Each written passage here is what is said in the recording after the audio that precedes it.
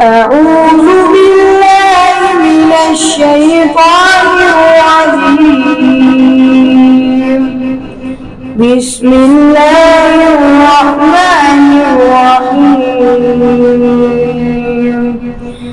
فذكر إن نفعت الذكرى سيذكر من يخشى ويتجنبها الأشقى الذي يصلى النار الكبرى ثم لا يموت فيها ولا يحيا قد أفلح من تزكى وذكر اسم ربه فصلى بل تؤثرون الحياة الدنيا والآخرة خير وأبقى إن هذا لفي الصحف الأولى